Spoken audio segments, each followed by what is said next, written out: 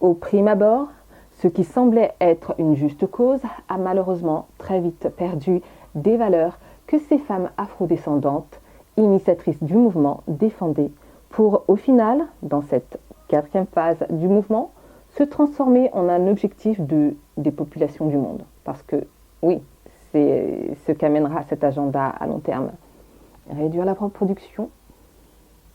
La seconde vague, dans les années 60, où on parlera de féminisme social basé essentiellement sur le droit à la reproduction, qui pour la féministe blanche veut donc dire accès à l'IVG, et qui pour la femme noire veut dire le droit à la procréation. Oui, car on leur ligaturait les trompes sans leur consentement. Déjà ici se forme le shift, la différence par la violence de ces deux paradoxes. L'art de la séduction par son accoutrement est une arme de la femme féministe qui ne valorise que son intérêt et écrase tout sur son passage. L'homme commence à être déconsidéré. Cette phase est plus sournoise que les deux précédentes. C'est celle du bas les masques. Et je vais vous expliquer pourquoi dans un instant. Beauté les originelles, beauté les belles âmes. Bienvenue sur Ask Art Spirituality Congo Katiopa. Le thème d'aujourd'hui concerne le mouvement féministe versus l'énergie féminine. Telema Congo Katiopa.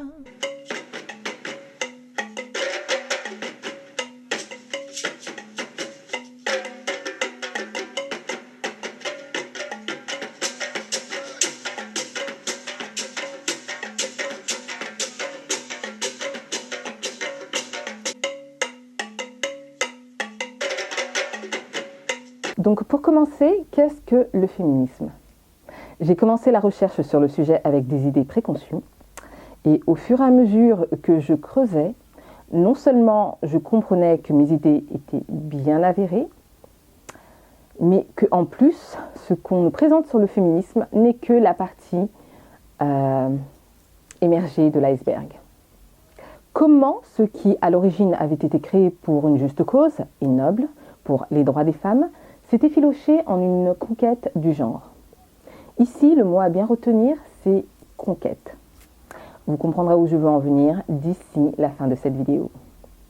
Le mouvement du féminisme vient des États-Unis, fondé dans la fin du 19e et début du 20e siècle par des femmes noires, chose que très peu savent. L'origine du mouvement consistait dans les grandes lignes à l'abolition de l'esclavage et à l'égalité des genres. Maria Stewart, éditrice du journal, écrivaine et éducatrice, fut la première à s'exprimer publiquement sur le sujet de l'égalité raciale et du genre. Puis la Convention anti-esclavage des femmes américaines fut la première fois que les femmes noires commencèrent à parler collectivement en faveur de la fin de l'esclavage et des droits des femmes, particulièrement pour la femme noire. Un événement si avant-gardiste qu'il a suscité de violentes attaques des opposants. Plus tard, Joséphine de Sainte-Pierre, aka Joséphine Toussaint, et Anna Julia Cooper, chercheuse, enseignante et écrivaine du livre Voice from the South, qui sont des textes fondateurs du féminisme noir, participent au mouvement des clubs des femmes noires. Encore plus tard, des noms tels que Ida B. Wells, journaliste et oratrice du discours anti-lynchage, participent au mouvement des clubs des femmes noires. Encore plus tard, des noms tels que Ida B. Wells, journaliste et oratrice du discours anti-lynchage, Francie E. W. Harper, Mary Church Terrell et la très renommée Harriet Tubman forment la NAAWC, en français, Association nationale de femmes de couleur. Plus tard, quand le mouvement prend de l'ampleur, des sujets tels que l'accès à l'éducation, le droit à la propriété, les inégalités salariales, le droit identitaire, le leadership féminin dans les églises sont les autres axes principaux du mouvement. Très vite, celles qui étaient à l'origine de cette cause se sont vues reprendre le flambeau par les femmes de la classe moyenne et bourgeoise blanche, non sans un esprit de concurrence de la part de ces dernières, d'après les anecdotes des coulisses.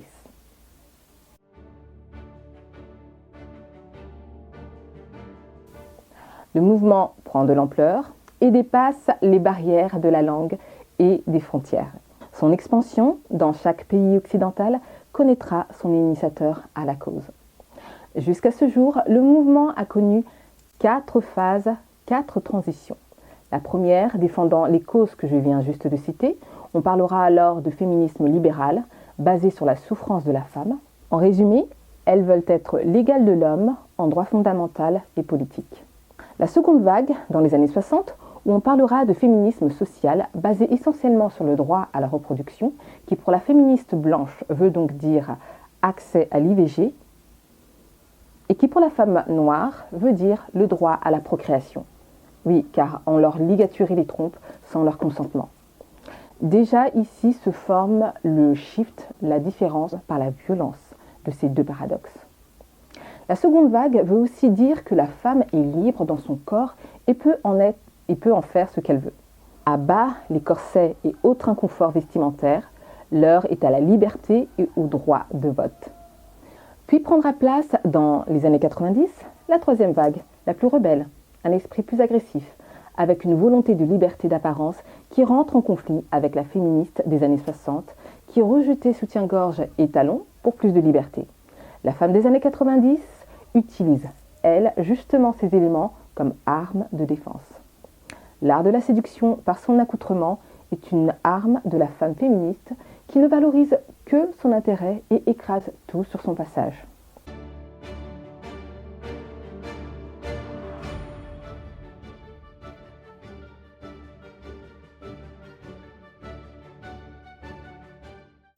L'homme commence à être déconsidéré et c'est le début de la femme conquérante dont je vous parlais en introduction.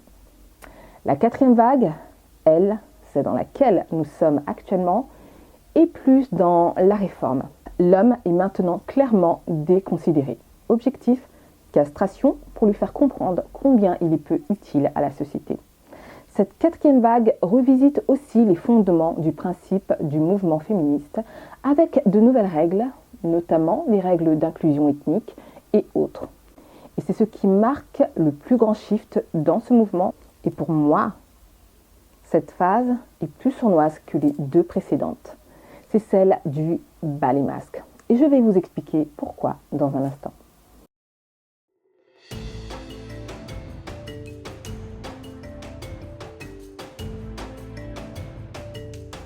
Pourquoi le féminisme ne correspond pas à nos modèles de société traditionnelle et à la femme noire en particulier? Car elle est une représentation du désordre, de l'antimatique, du manque de balance. Et lorsqu'on se réfère à ce qu'ont fait nos civilisations africaines avant cette ère coloniale, nos sociétés ont toujours été basées sur des principes d'équité, balance, équilibre, de la ma'at. Retirez ces éléments de l'équation et vous n'obtiendrez que dérive et chaos. Et c'est bien ce que l'on expérimente aujourd'hui. Du côté économique, avec le capitalisme, et du côté social, avec le système patriarcat, et du côté familial, avec le mouvement du féminisme, qui n'est tout autre que la jumelle du système patriarcat, mais cette fois avec le sexe opposé. Ne correspond pas à notre culture non plus, parce qu'elle prône des valeurs contraires à celles de nos ancêtres et ne cadre pas avec nos sociétés africaines. Certaines des valeurs du mouvement sont nobles, mais en fait, c'est l'arbre qui cache la forêt, par son aspect de confrontation, volonté d'inhibition de l'homme et son émasculation. On nage en plein misogynie. Ou encore la défense de la théorie du genre, qui prône monsieur, monsieur et madame, madame, ou des transgenres qui revendiquent leur féminité. Disclaimer here, on ne juge personne ici. Chacun est libre de faire ce qu'il veut, mais chez lui, ok? Et ce serait bien que le mouvement cesse de manipuler les femmes en général avec des argumentaires pour nous faire rallier à un agenda qui a des principes allant contre nos valeurs traditionnelles, en ce qui concerne la femme africaine et afrodescendante en tout cas. Oui, parce que c'est ce que l'on découvre quand on se penche plus sérieusement sur la question. Ne correspond pas non plus à notre culture parce qu'elle consistait à reprendre une position qui est initialement la nôtre, à savoir une position d'égalité, complémentarité à l'homme. Jusqu'à là, tout va bien. Mais là où le bas baisse avec ce mouvement, c'est qu'elles veulent le faire à partir d'une position de masculinité, en étant dans une position de confrontation, voire d'assujettissement de l'homme, risquant ainsi de nous faire perdre notre essence primordiale, à savoir celle d'être femme. Au prime abord, ce qui semblait être une juste cause a malheureusement très vite perdu des valeurs que ces femmes afrodescendantes, initiatrices du mouvement, défendaient pour, au final, dans cette quatrième phase du mouvement, se transformer en un objectif des populations du monde. Parce que, oui, c'est ce qu'amènera cet agenda à long terme. Réduire la reproduction. Pensez-en ce que vous voulez, mais ce sont les faits. Vous entendrez alors dire, mais personne n'oblige qui que ce soit à défendre ou prendre la part de la cause féministe. Je l'entends, sauf que lorsque nous partageons le même genre identitaire et que vous nommez votre mouvement par ce qui me qualifie, à savoir le terme femme, et que vous l'englobez d'une idéologie aussi contre nature en y mêlant cette même femme, il est normal que l'on se sente concerné et ayons notre mot à dire sur la question. Quand on découvre que ce mouvement est dénué d'équilibre et éprouve une aversion du genre masculin véhiculé très sournoisement. Autre point, la femme noire n'est pas ou très peu considérée par ce mouvement aux problématiques très occidentales finalement, ce qui est une bonne chose pour la femme leucoderme en soi. Mais ce que certaines déplorent, c'est l'exclusion ethnique. Une chose que ce système patriarcal s'emploie déjà très bien à nous faire ressentir. Ce n'est un secret pour personne. La femme noire est au plus bas de l'échelle de tout système confondu, et ce, qu'elle soit milliardaire ou non. Il suffit d'écouter l'anecdote d'une Oprah Winfrey, milliardaire de surcroît, qui rentre dans une boutique de luxe en Suisse et reçoit un traitement digne de... je ne sais quoi d'ailleurs. Mais c'est de cette même femme noire dont le monde tire sa source. Même femme noire dont nos anciennes sociétés dépendaient via un système matriarcat. Même femme noire qui dirigeait des armées entières. Même femme noire qui était reine depuis des millénaires. Alors qu'en Occident, le droit de vote ne s'est instauré qu'en début du siècle dernier. Alors qu'on ne vienne pas nous dire que le féminisme est précurseur de quoi que ce soit. Ok ? Et j'oubliais, même femme noire en contact direct avec la source divine. Comprendra qui pourra. Est-ce le retour de cette même femme qui intimide et fait vraiment peur ? Le féminisme n'endosse pas notre narrative de femme noire et n'embrasse pas toutes les cultures non plus. Que ce soit clair pour toi, ma sœur et sœur du monde.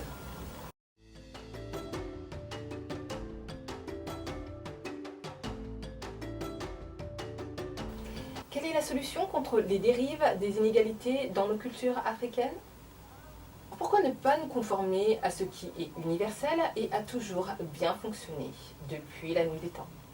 Comment l'homme et la femme noire, dont toutes les civilisations du monde tiraient leur source par leur modèle philosophique, spirituel et j'en passe, comment fonctionnait-il avant l'esclavage, avant la colonisation, avant ce système patriarcat dans lequel nous sommes ? Si nous remettons cela à l'ordre du jour, nous retrouverons l'équilibre perdu par ce système patriarcat, intronisé par le système religieux. La solution contre les dérives d'inégalité dans nos cultures et foyers africains ? L'application de la loi du genre, tirée des 12 principes qui nous viennent d'Égypte, de Kemet plus précisément, et qui ont été donnés à notre ancêtre de Kemet, Tehuti. Déjà mentionné sur cette chaîne, et j'y reviens parce que, en l'occurrence, elle est fondamentale. La loi du genre.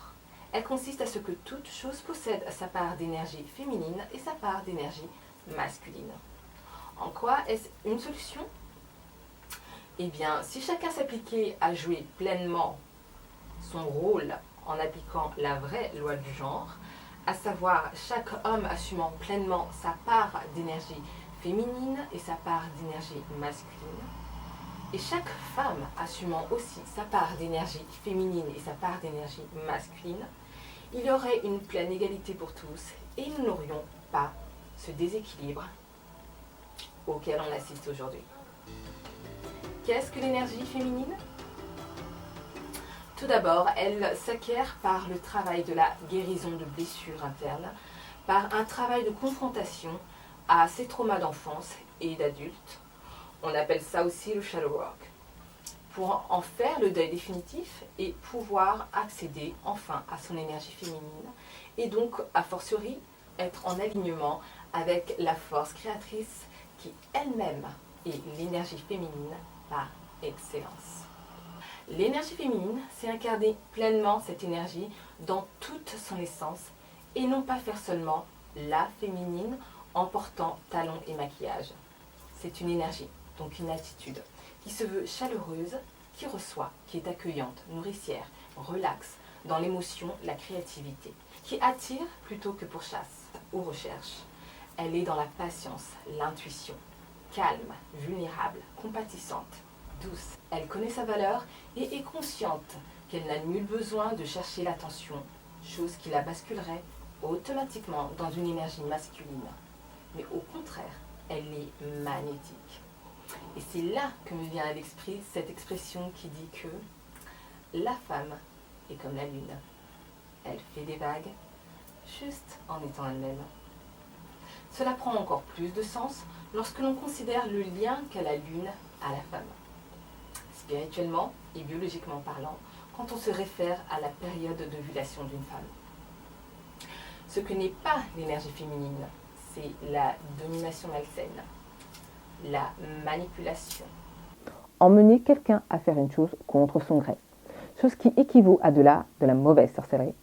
Souvent, les femmes qui pensent maîtriser leur énergie féminine pensent que la manipulation fait partie de cette énergie, alors que ce n'est que l'expression de leur partie toxique qui est à l'œuvre.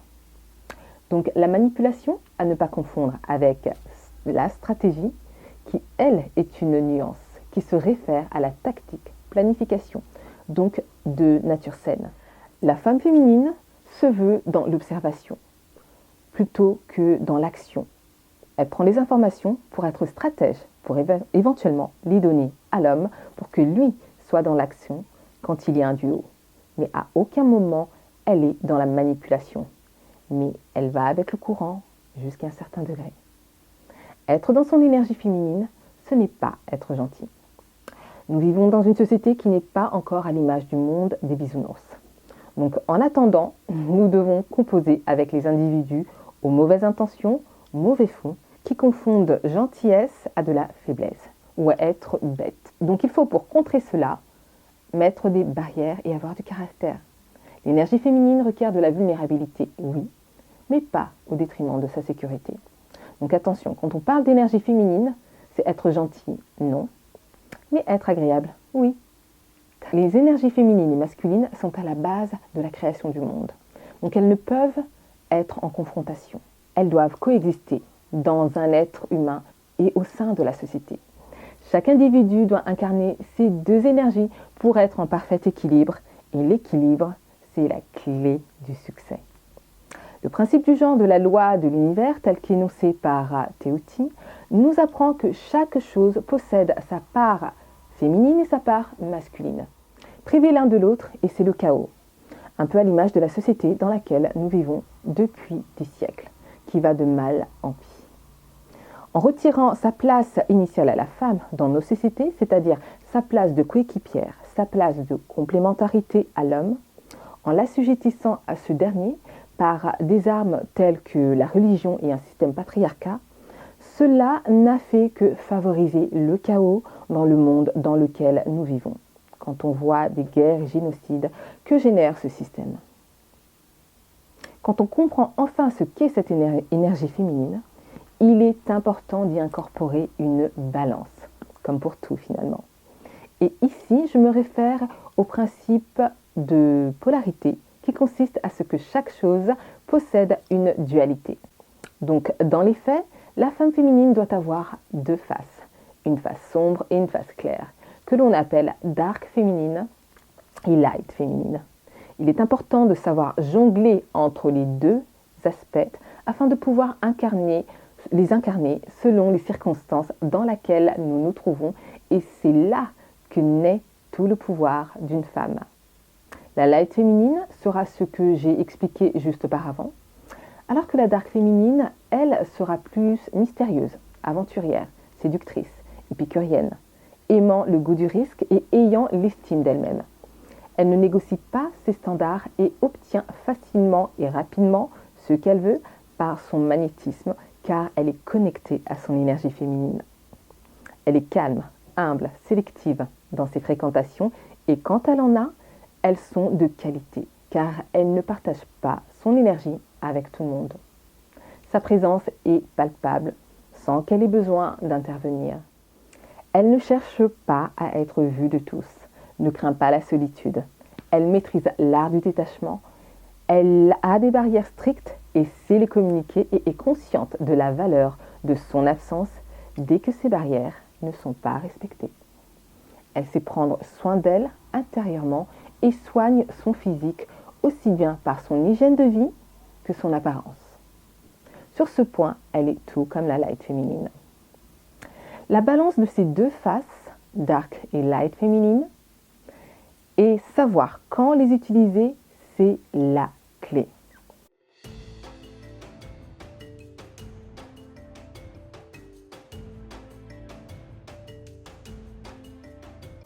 Pourquoi la femme noire devrait embrasser pleinement son énergie féminine?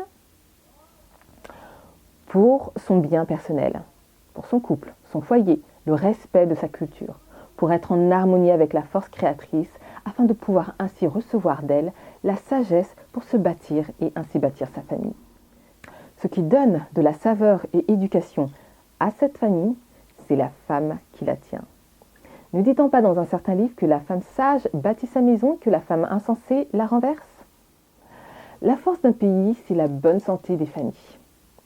Et donc, la bonne santé et le reflet d'une société se voient à la qualité de la majorité de femmes qui composent ce pays.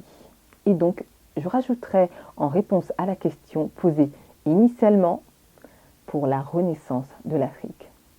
Et cela passe par le fait que chaque individu endosse pleinement ces deux énergies en lui-même.